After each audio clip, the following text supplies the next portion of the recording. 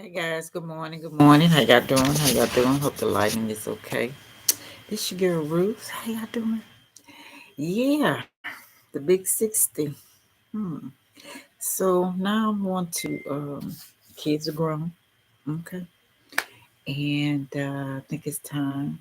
Maybe need a little help to get everything together because when your kids get grown, or maybe somebody looking for something for their parents. Okay, but those of us that looking for it and want to explore more, now the kids are grown and you want to go back to exploring what else you can do in life, what's good for you, and you need a space, to think better.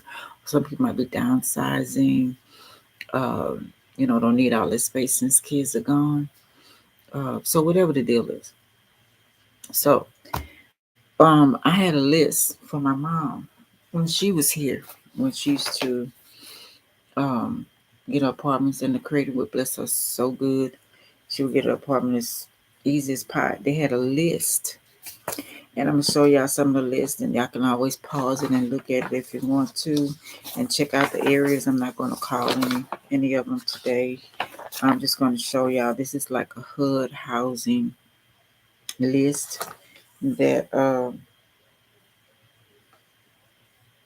she had, and I'll be looking for it because I'm interested myself. Okay, we're looking together, and then we're gonna look at the screen, and in case some people might not want a senior citizen apartment, some want to be just regular. I found some in Houston that are low. Probably have to call and see, the number of them. Just pause or whatever. Okay, so we got. Hope y'all can see this. This is one of the lists. So y'all can always snap, take a picture of it. I'm gonna show y'all. She found some nice apartments through here. Okay. On the top. Sorry, my hands were in the way. And bottom. This is some of my findings. Okay. I'll give y'all all what I have. Okay. Like I say, you might have to zoom in or take a picture and look for it later or something like that. Just want to give y'all this. It's all over the place, you know. And maybe if they don't know anywhere, they can maybe direct you to some other places that might be opening up. Okay, hope y'all can see that. I'm gonna go back through when I get through and make sure it's like part one. So whatever I find, I'll be trying to help us out. Okay, yeah.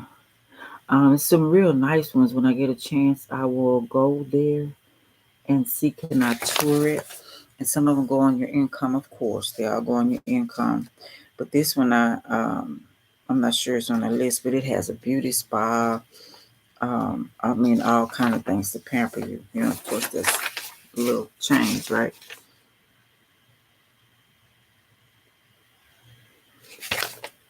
Yeah. Let's see.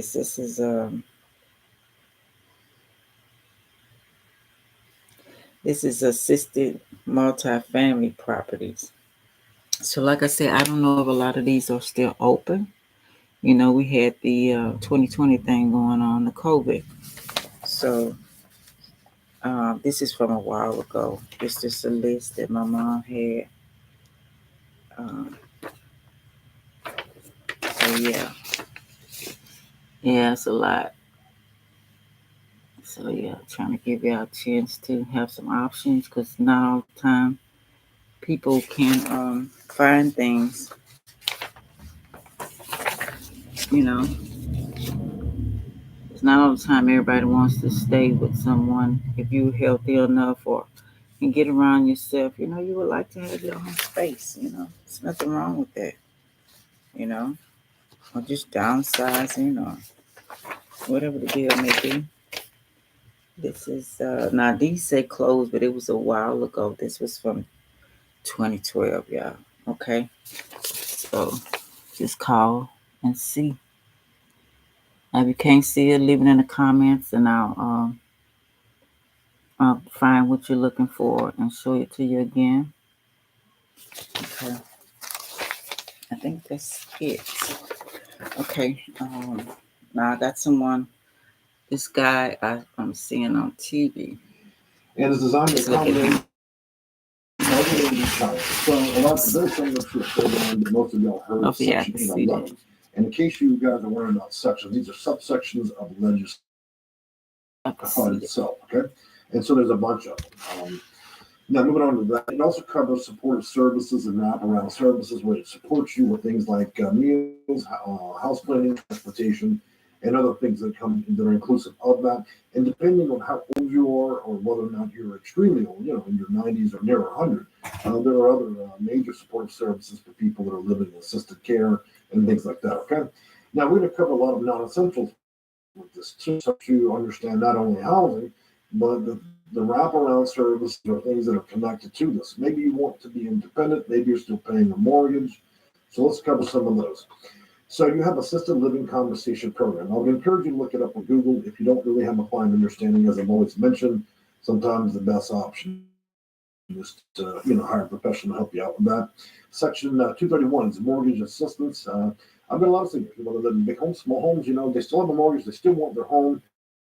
I don't blame you. If I have anybody push me in to some shitty little apartment, I would rather live and die, where I've been raised, where I live, in some convalescent centers. So I totally get that. Let's go on to, section 231. So I think we just covered that. Then you have section 232 and 230. Well, it's actually duplicate 232 and then 232 out. That's going to be more again, but it's a different variety. Again, I would encourage you to look that up because I don't really have enough time to cover the assistance aspect of this. Next up to the section 504, rural housing repair and rehabilitation costs and grants. Look, guys, for a lot of you, you're on fixed income, you have problems, and that's why sometimes homes become difficult. You can't afford it when the air conditioning goes out. You can't afford it when it's too cold in the winter. So they're good. So there's a lot of federal programs and grants out there that will pay. Now, grants just simply means it's not a loan. They'll give you the money to do that, specify that you're low income and also a senior, and you would like to get into grants and all that again. I'm going to reiterate throughout the whole video, the whole process. If you don't really want to figure out the intricacies of all these different programs, hire a consultant. Okay. Let's talk about section 502. Rural housing loan, and that's going to be directed to you. You probably would have the best mortgage and also loan rates in the country at Fannie Mae, Fannie Mac. And again, that's something you would want to research or at least speak with a consultant or a professional in that area. Then you have direct housing natural disaster loan. Look, you don't need to have a forest fire. You don't need an asteroid to hit Earth. A lot of this natural disaster stuff comes out to has it snowed too much? Has it rained too much? There's a lot of things that are applicable to the situation that aren't a big natural disaster. Usually when you see FEMA, Red Cross involved. So there's lots of ways, whether you're a renter or you have a mortgage and own your own home, there's a lot of ways to take advantage of it. For instance, Houston, Texas was hit by a snowstorm, one of the worst we've seen in years, and a lot of renters didn't think that they could get funding from the federal government, but in fact they could. They could have gotten money from FEMA and the Red Cross to pay for all kinds of costs, including damage or wet clothes. So, you have to look into these things and be apprised of them. So when things like that hit, you can get assistance. Okay. Moving on, we have 504 again for rural assistance repair and rehabilitation loans. Now that's not a grant, that's a different version. And so you'd want to look that up, and that would assist you in that area of being able to rehabilitate your home to a moderate level. Okay, especially if your place is starting to dilapidate, you can't afford a $10,000 roof, and you still got another 8 or 9 years. You feel like you're going to make it. So, not to be rude, folks, but I'm just going to let you know. Okay, so we got 538 guaranteed rental housing. Okay, anytime you have a metropolitan, major city, big zip code. So let's just play that scenario out real quick. I live in the city of Houston. However, if you get outside of Houston, which is Harris County, then you're considered rural. That's applicable to any major city. Once you get outside the big metropolitan area, there are different and special rules written by legislation and the housing authority to allow you to have a different set of rental rules, funding, and the ability to get housing. And again, that's one of those things you really have to kind of read up on, so you can have a fine understanding of that. You potentially have better rights to get into housing in a more rural area than you do actually in the metropolitan areas of your cities. Excuse me, one more second, folks. That cat's, he's going at it today. Papa, we're not leaving just yet, okay? Why don't you sit down and take a nap? Right.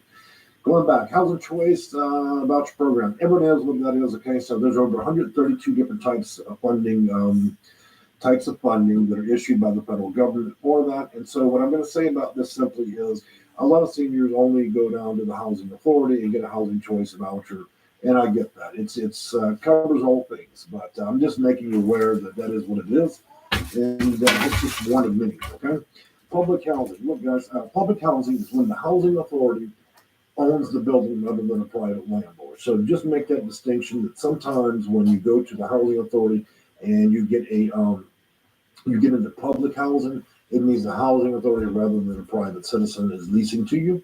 So I just want to make that distinction real quick. Then you have what most of you looking at Social Security. You're on Social Security, you're going to low income senior housing. Now, I want to make a very clarifying point to this that most people have absolutely failed on Google and YouTube and all that stuff. Look, low income senior housing are only people and landlords that have applied for low income housing tax credit, LIHTC. Okay, look, a lot of landlords they pretty much are running the scam. They'll put on their advertising, even on their building, we're low income or we're affordable housing. No, they're not. What they're doing is they're kind of fooling you into believing that they're actually somehow tied to the LIFT program, low income housing tax credit, but when they're in fact not. So that's what they use to get you in the door, and then what they do is just lease you at market rate. You need to make absolute clarity when you speak to landlords saying that they are low income or affordable housing or Section 8 housing, that they can actually prove that they're low income housing tax credit.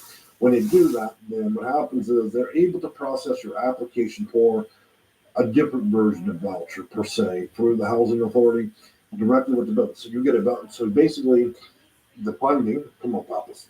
Come on, you got to stop that. You got to stop, Pops. All right. Let me get my train of thought. I will never make another video with a cat in the room because this is a tough one. He just clawed me in the back. So he's having a good time today. Okay, so let's get back to this. So back to the public low-income senior housing and the LIFT tax credits. So when it comes to that, you need to verify with the landlord they actually have that, and it's only for individuals 62 and older that are eligible for low-income senior housing. Look, so you can say that the voucher itself is attached to the unit. So if it's unit 101, then when you receive that particular type of voucher, is only attaching it. When you leave the property, move somewhere else, then you would technically have to reapply all over again. Okay, it cannot be ported.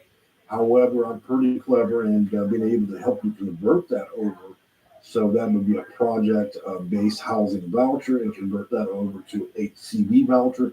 Once you're in an 8CV housing choice voucher, we can take that voucher and port you or move you to any other place. Okay, so you have to be careful, because the neat thing about that is for landlords, when you have a low income housing tax credit property, yes, you're dealing with people 55 and older, and some of them are 62 and older, but because it's attached to the actual unit itself, they tend to hold you hostage there to keep you there. They don't want you to leave.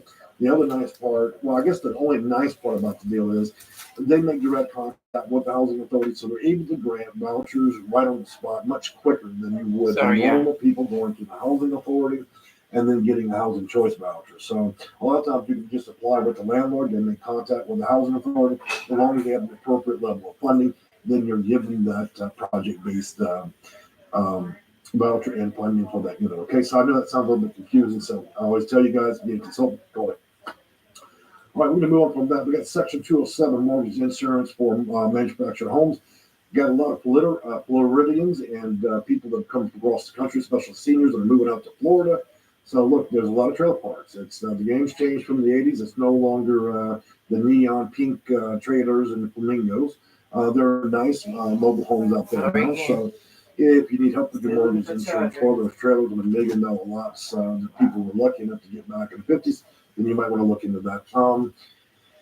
Whew, what to talk about. Section 213, again, mortgage insurance, but it's going to be a different type, so you can investigate that personally. And then you're going to move on to Section 221, below market interest rates. Again, it's very applicable for people that are seniors and older than 62 or 55, especially when you get up in your 80s. The government, the United States government does try to help you lower interest rates and give you special rates. So, it's something, again, you want to look into. Section 236, rental, better known as cooperative housing or co-op, is a type of residential housing option that is actually a corporation where the owners own the right outlet. So, in other words, it's a group of tenants that actually own the building. So, the tenants and the landlord. You see how that works? It has nothing to do with Section 8, but I thought it was a good runner up to tell you. Sometimes you have communities of seniors that all pulled together. Say they all lived over at Big Oak Tree Complex, and they all were tired of the slumlord landlord, and they said, you know what, let's pool all our money together. Let's buy the building down the street, and then each one of us will give an even share and buy the building, and we'll be both the tenant and the landlord. So that's co-opting, okay? And sometimes Cool. that's a good situation. And sometimes as co-ops, you can find them. I think more up north than down south. I think people up north have kind of figured out how the co-ops work really well. And then we're going to move down to the more constrainous kind of housing. It's called continuum of care, or CES, which is a coordinated interest system, or housing first. This is for elderly people that are absolutely homeless, imminently homeless, maybe already out on the street, or just have lost all their money from the cost of medical costs and all that. So there's pretty decent housing. They can give you PSH, which is a permanent supportive housing. It can support you physically, mentally, and other things. And then you have RRH, those for you that are over 62 but still working, don't want to give it up. And that is a payment over a 2-year period to assist you with rent while you kind of get back on your feet. Because I know a lot of seniors do work into their 80s and 90s. A lot of people just don't want to watch Jeopardy. They want to keep on living life, and I don't blame you. I'll probably work till I'm 100. So, okay, Section 542B and 542C, risk sharing programs. That's another one you would want to investigate and kind of look into. Again, like I said, with the whole video, there's no way I could go into all this. Okay, that's anytime you start making videos that are an hour, a half hour long, nobody wants to watch all that. So, like I told you up from the beginning of the video, if you really want somebody who understands the complexities of all this, that has read over 1 million pages of legislation, that's helped thousands of people get into housing. I have a very unique talent, and I stand alone in my reputation in this country. I can tell you that there's probably on one hand I can say how many people as good as I am getting people in low income housing, Section 8 housing, and things of that nature. Okay, so there's a lot of people that pretend. There's very few that can produce results. And I would not be presiding over 30, 40 landlords and hundreds over years if I wasn't actually really exceptional at what I do. So I hope you kind of enjoyed the. Okay, yeah. I'm gonna charge my phone and find my charger for one. Hey, that age, okay. But I hope y'all enjoyed this. Just trying to help each other. I'm gonna put this part one, and I have some more to show, like I said before. And like he's saying, I also don't want to make it too long.